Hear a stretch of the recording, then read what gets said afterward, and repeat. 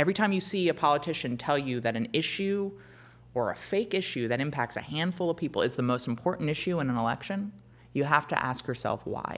Sarah McBride, one of my favorite people. Malcolm Kenyatta, one of my You are favorite here. people. You're here. So tell me why you also don't have a plane from Qatar. Clearly, I'm not good at making deals, apparently. I mean, this is just ridiculous. It is brazen corruption out in the open and blatant cowardice by Republicans in not holding this president accountable for what is so obviously nothing more than a bribe by a foreign government. I mean, every excuse this president has given that this is a good deal for the American people is complete and utter bullshit. The president's going to take the plane, clearly use it for himself after he's out of office, and then the American people are still going to be on the line to buy a new plane. So he's not saving anyone any money. He is sacrificing national security, having a plane constructed, put together by a foreign government that the president of the United States will fly on. That is a threat to national security. And all what? Because he wants a golden toilet in the sky? That's a part of it, I think for sure. But a part of it is the corruption. But one of the reasons I was really excited to talk to you is that I think you're one of our party's best messengers in the way that you take issues that can and are complex to people who aren't thinking about politics every single day. And I just want to stay on the topic of corruption for a second, because it's easy to talk about the plane and, it's so ridiculous that you have no choice but to chuckle a little bit. But talk about how corruption in government, how that impacts working people and working families. What are the downstream, impacts that you see of a government and an administration that clearly can be bought and sold for a golden plane toilet in the sky? Yeah. I mean, look, the through line of this entire administration is that they are trying to privatize the federal government. They're trying to grind programs to a halt, prove that government can't work by making it not work, so they can lay the foundation to sell the federal government for parts to the highest bidder or perhaps the lowest bidder. And that results in line in the pockets of Donald Trump, his family, and Republican donors, all at the expense of working people who are going to have healthcare programs that are privatized that leave them sicker and poorer. They're going to have childcare more expensive. They're going to see veterans benefits outsourced so that there are longer wait times and more out-of-pocket expenses for the people who've served our country. I mean, you go through the entirety of the federal government, and the working people of this country get shafted, all in an effort to make this president feel good about himself, enrich his family, and give more business to his donors. Thank you for going through that, because I always highlight that, corruption is not sort of impact-free to regular people, right? We often just think about the person who's doing the bribe and the person who's receiving the bribe, but not about the sort of downstream impacts. But all that to say, you work in a very interesting place, and you're one of the newer members of Congress. For folks who don't know, I've known you for a long time, well before we won't you tell were a them member of how Congress. long, because we don't want to betray I our just want to ages. say I've aged in reverse. Okay, I just want to point that out, and I Yes, think you you have as have. well. Yes, you you have as have. well. You'll tell me your secrets offline. HRT. But really, how has it been? Like, in a very open-ended way, how has it been as a new member of Congress coming in at probably one of the most, can we say, interesting times in American history? Diplomatic way of putting it. See, being very diplomatic. I mean, look, getting elected to represent what is the greatest state in the union, Pennsylvania is a commonwealth, so you guys don't count, is the professional privilege of my life. Every single day I am in the Capitol, I am in awe that I have this opportunity, this responsibility, especially at this moment, because there are so many people who are scared and fearful about their own well-being, about their own lives, and about the future of this country, and that my neighbors would entrust me with this responsibility at this moment not only means a lot to me personally, but is a weight that I feel and that I carry with me. I obviously wish I was entering a very different Congress. I wish I was entering a Congress that was continuing the work that our Democratic majority in Delaware was doing at the state level. I wished I was entering a Congress that was providing health care for every patient, that was providing affordable child care for every family. I wish I was entering a Congress that was passing paid family and medical leave for every worker. And that's obviously not the Congress that I've entered. And it's not only not the Congress I've entered, it's a Congress that has completely given up any sense of power and responsibility to an authoritarian wannabe in the White House who's trying to consolidate power at the expense of our Constitution and our country. And so it's a heavy time. And obviously, I've also entered at a time when some of my Republican colleagues have tried to score points and gain attention at my expense. And you know what I think is so troubling by some of my colleagues on the other side of the aisle that is not surprising, but I have a front row seat to, is that so many Republicans in Congress are there just for attention. They don't care about their constituents. They don't care about delivering progress.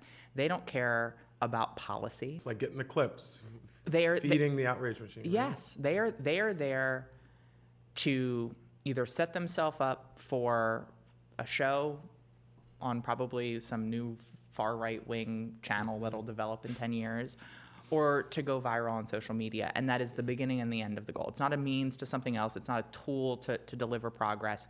It's purely to, get the boost, get the bump on social. And it's so stunningly sad to see in the place that Daniel Webster served, that Abraham Lincoln served, the place where the biggest decisions in the history of our country have been made, to see people who are there who are just trying out for the Real Housewives of Capitol Hill, right? The folks. Potomac was cast in. They didn't make the cut. They didn't make the cut. Well, they're not good enough. They're not quick enough to actually be good on reality TV.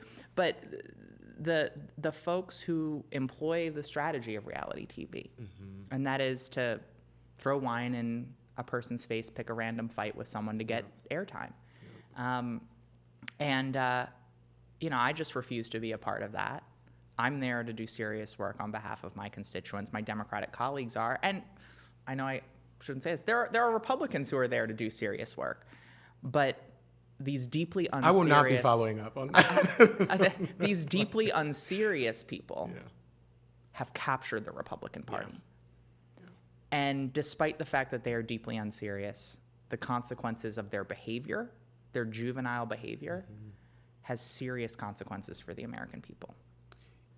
You're absolutely right. They've been deeply unserious, and from the moment you came in, even before I think you were sworn in, they tried to use you as a political punching bag, trying to figure out, how to make life difficult for you as a member of Congress. And a friend of mine said something that I'm thinking about right now as it relates to the issue that, unfortunately, I know you and I both, as openly LGBTQ legislators, and certainly you as a member of this Congress who also is trans, spend more time than I know you would like talking about these issues. But I think the power of it for Republicans, if we can be honest, is that they have been really astute at picking fake issues and then pretending to solve them. But the trans issue in particular is one that has been so ripe for them because it's not a real issue. Right. So there is even no benefit in them doing that second step that they often engage in, which is pretending to solve the problem. We see it with Trump all the time, right? He creates a crisis, he signs a thing, and now he's magically fixed it. We go on to the next episode. This is one where they don't even want to magically fix it. They know it's not even an actual thing. Yeah. They don't want to magically fix it, and they just want it left hanging out there to sort of distract people from the fact that they just yesterday passed out of committee and gut to Medicare, Medicaid, Social Security. And so if you have this thing hanging out there, whenever it gets too hot, then you just talk about this random problem that's not a real problem in any way that you want to look at it. From a mathematical perspective to a human perspective, it's not a real problem. You have been so good at not only responding with a level of grace that you should not have to summon, but also so good at also speaking to the ways in which even this conversation dehumanizes, scares, and further vilifies a bunch of trans folks who are not members of Congress, who end up, sort of catching a fade. So how do you address that? How do you sort of stomach going into committee hearings with people who clearly do not have respect for your humanity? And then how do you refocus the conversation back on the issues that matter? Well, the reality of being a legislator in a pluralistic democracy, the reality of being a legislator who's a first or one of only a handful of people is that you have to go into spaces with people who hold positions that you might find not only hurtful, but abhorrent and offensive. And part of my responsibility as a first is to prove that when you are someone like me, when you're trans and you get elected to public office, you can do the full job.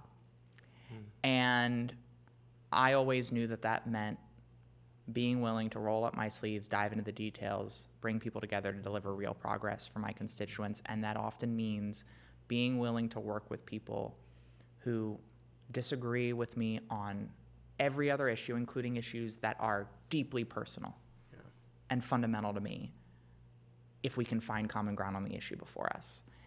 And, I believe in that not just because I believe that is a responsibility that I have as an elected official, but also because I have seen firsthand that when we remain in conversation with people, we can open even the most closed of hearts and minds, gain even unlikely allies. Look, these folks aren't going to be leading the Pride Parade tomorrow, and many of them may never get there in their own lifetime. But it does become much harder to hate someone whose story you know. And I do believe, I don't think that burden needs to be placed on every LGBTQ person, but for those of us who are willing to go into those spaces, those of us who are willing to bear the brunt of what comes our way when we do as a first or a near first, we've got to let people do that work. And I'm committed to doing what is essentially the hard work of change making. And that means being in often very difficult conversations, because you cannot convince someone of the rightness of your cause, the rightness of your position, the dignity, inherent dignity you have as a human if you aren't in conversation with them in the first place. And that's unfair, but overcoming marginalization is not going to be fair, unfortunately. Turns out it's not fair. Turns out it's not fair. But, I want to go back to what you said in the question, because you are absolutely right. People like me live in our lives is not a problem that needs to be solved.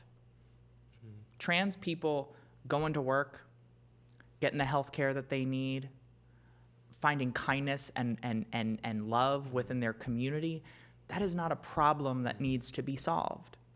But what is happening right now is that because there is a lack of understanding still in this country around who trans people are, about what it means to be trans, about the full diversity of humanity, Republican politicians are exploiting that lack of understanding in order to gain votes, to stir controversy, and as you talked about, misdirect the public's attention.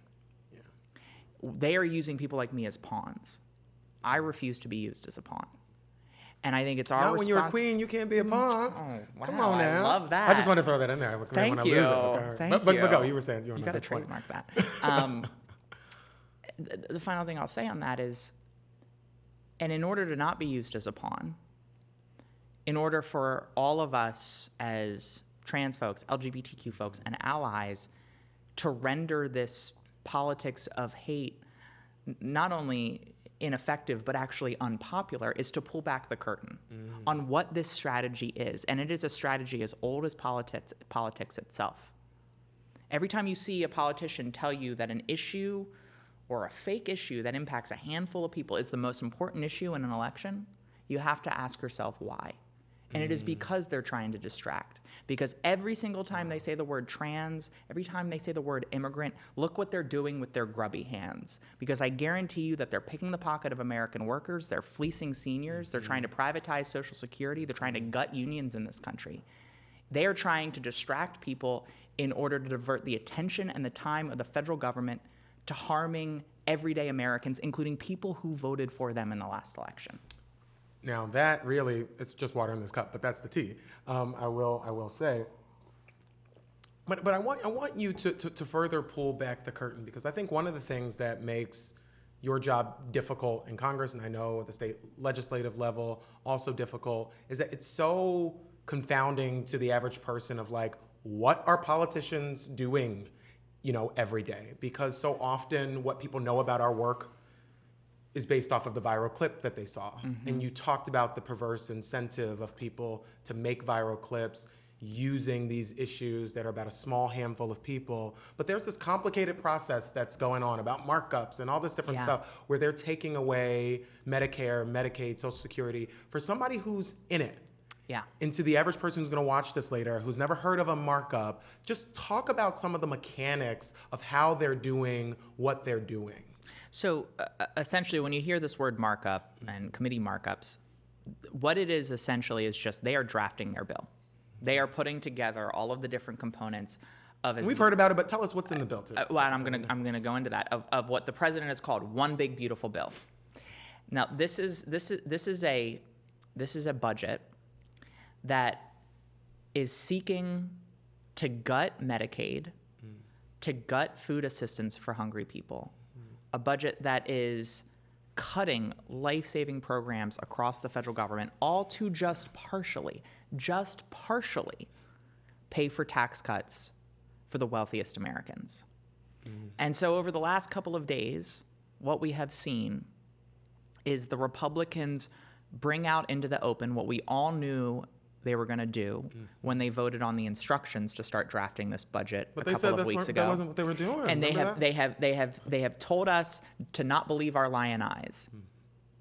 And the last couple of days, as they've finally put these proposals onto paper and out into the public through this markup process, we see exactly what they're doing. The largest cut in food assistance in our country's history. A 30% cut in SNAP. Families will go hungry. Kids will go hungry because of this. And of course, at the heart of it is not only the largest cut in Medicaid in American history, but the single greatest evisceration of healthcare in American history, period. Medicaid covers 1 in 5 Americans, including nearly 1 in 2 kids. That's cancer treatment. That's care for new moms. It's support for people with disabilities who need a private duty nurse or direct support professional to get through the day, to survive. They are trying to decimate healthcare for nearly 14 million people. Under this plan, a nonpartisan evaluation by the Congressional Budget Office found that nearly 14 million Americans will lose health coverage. 14 million people. 14 million Americans will lose health coverage, and then millions more will be at risk of losing health coverage if this Republican budget is passed and signed into law. And again, throughout the last 4 years, throughout the last 50 years, we have heard from Republicans that they care about the deficit, that they clutch their pearls every time we try to help working people in this country, and the deficit goes up. Yeah, they say we can't afford helping working people. Yeah, they absolutely. This would explode the deficit, adding $3.7 trillion to the U.S. deficit. So they're perfectly fine exploding the deficit so long as it benefits the wealthiest Americans. And that 3.7, it would have been a little bit higher, but they're screwing over working people in the process. I mean, this is a dangerous, and it's not hyperbolic to say deadly proposal. And my colleagues and I, Democrats in the House, we're going to continue to sound the alarm. We're going to continue to fight back. But at the end of the day, it's going to require people power and mass mobilization, calling members of Congress, whether they're Democrats, to reinforce the message that we need to protect healthcare, or calling Republican members, if you live in a Republican district, to make it clear that if Republicans gut healthcare for millions of Americans, then they're going to have to pay come election day. What do you think, and I don't want you to go to this dark place, but I want you to indulge me just for a second. What do you think is in the minds of some of these members, take somebody like Mike Lauer or others who are in districts, or Brian Fitzpatrick in Pennsylvania? You know, the DNC has been engaged in a, organizing effort right now to go to those districts, including some districts where the vice president won, but also they elected a Republican member of Congress.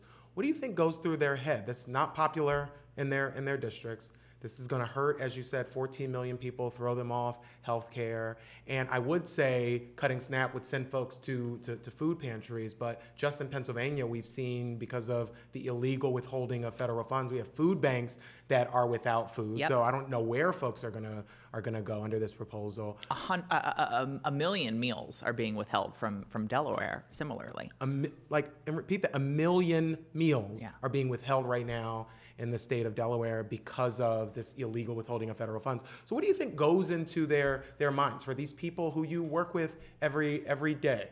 And I know it's a dark place to kind of go. I was gonna say, step into the mind of a Republican in the House. Look, I think one of the responsibilities all of us have in this moment is to make Republicans in Congress more fearful that they will lose re-election because they stand with this president than fearful that they will lose re-election because they stand up to him. That means continuing to sound the alarm and educating the public about the real and tangible harms that this administration and Republicans in Congress are inflicting on the American people. It means pulling back the curtain on this strategy of distraction that they continue to employ. But I think, I'm not going to hold my breath around the courage of any Republican politicians in Congress. We've seen this show before. We know that when push comes to shove, Republicans in Congress will lay over for this president. And when they get the call, and he's calling them from the Qatari Force One, that's on the toilet. On the toilet, a late, that late night call, that they will bend the knee. And the only way to convince enough of them to not vote for this is for them to no longer be fearful of this president, or to be more fearful of the consequences of standing with him and voting for this. And that means we need people using their own microphones, their own platforms, to educate their networks, their friends, their family members about what's going on, about this cut to Medicaid and food assistance. It means folks showing up at whatever town halls might be happening. It means folks joining mass mobilizations that are saying hands off Medicaid and Social Security and Medicare. It means making this president as unpopular as he should be. And he is already the most unpopular president. But we can do better in American history. I think we can do better. We can do better. More, and he deserves it. He deserves to have a lower approval rating with what he is doing. But that means that we have to convince people who voted for him in the last election that not only he's doing a bad job, but that we're fighting for them. It also means convincing people who didn't vote in the last election because they feel like politics doesn't work, that there are people who see them, who respect them, and who are fighting for them as well. And that's our responsibility. It's our party's responsibility. And it's the only way that, without trying to get in the minds of a Republican politician, it's the only way that we're going to create the incentives necessary for them to do the right thing, because it becomes the political expedient thing for them to do, because they don't have the moral courage that we need in this moment to just do the right thing. Yet shifting that sort of, fear paradigm to being worried about their election, instead of just being worried about whether or not Donald Trump's going to tweet something mean about them is such an important frame. And I think it's a part of the reason we're seeing so many of them not hold town halls or have town halls that do not go well when they try to lie about what they're doing here, because people are really paying attention. But I do think because people are paying attention, we have an opportunity to do what, again, I think you do so well, which is to not just talk about why Donald Trump is bad, and we could do like literally a whole 2 hours on that topic alone, but then we have an opportunity with people who are tuning in to tell them what we would do. Yeah. You know, I am on a mission. I believe that the Democratic Party's entire purpose could be summed up in 3 words: make life better. Yes. For people. Make life better. So tell folks, when Democrats take control of Congress, when you are in the majority on these committees, what can Democrats do? What should Democrats be doing to not only make life better for people, but to communicate it in a way that clearly reaches those folk, particularly the people who stayed home, who said, nobody's in it for me, I'm not voting. Well, look, we should give the American people a raise. We should be prioritizing raising the minimum wage in this country, which doesn't just improve the wages for people who are making minimum wage. It lifts every boat. It lifts everyone's wage. And look, I think about politics. Greg Qatar, who's the chair of the CPC, talks about this, and he and I think alike as someone who was part of the organizing class of my first workplace when we organized a union.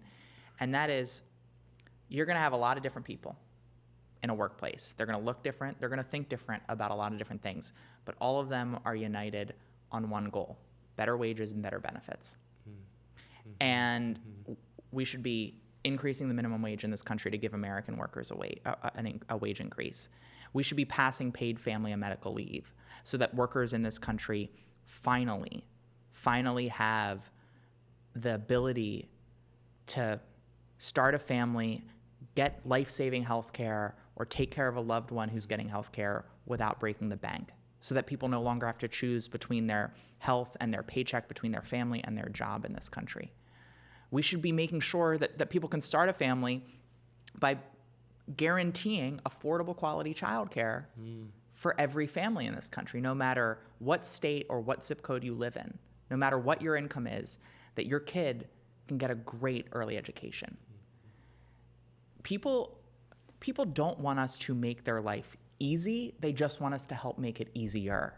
To be able to keep their head above water when they face the inevitable challenges of life, whether that's the challenging joys of welcoming a child into your family, the terror of a serious illness, or just the inevitability of getting older.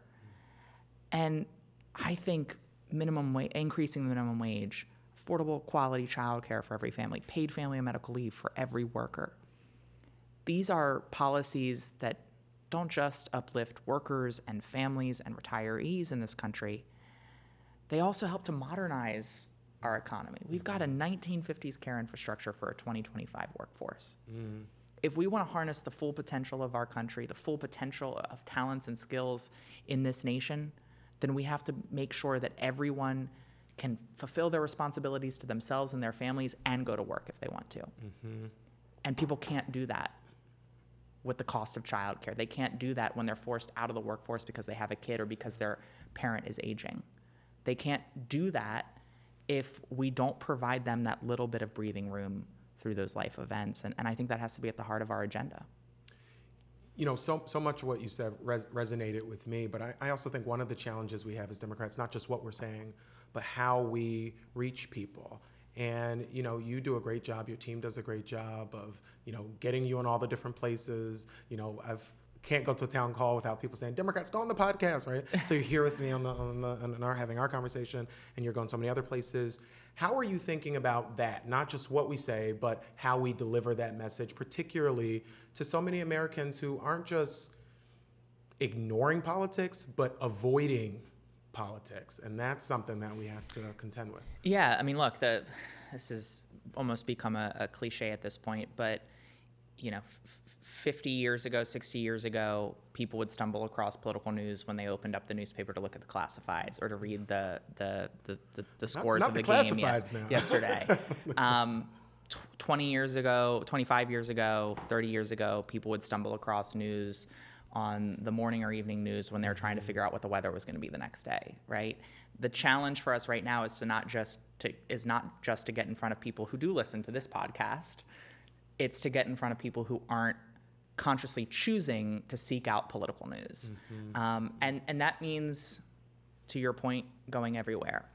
I do think one of the things, though, we have to realize as a party, because one of the questions that I get is, who's the leader of the Democratic Party, right? We've got a great chairman in Ken Martin here at the DNC. We've got a great leader in Hakeem Jeffries in the House.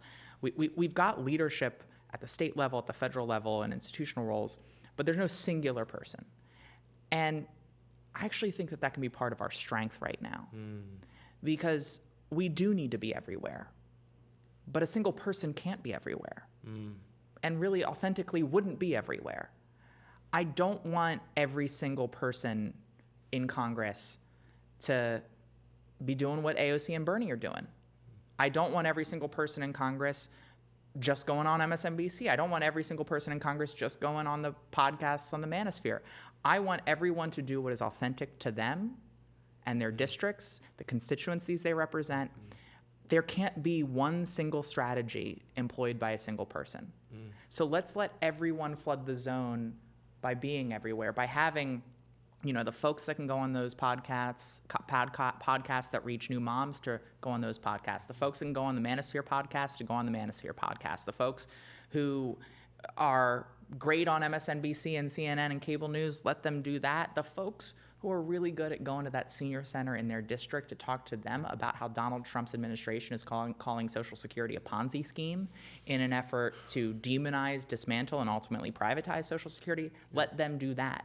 Let's recognize that in this moment, the diversity of messengers and tactics and strategies that we have can be our strength as we seek to reach everyone. Now, we should all be talking about the same topics. We should be talking about Medicaid. We should be talking about Social Security. We should be talking about food assistance.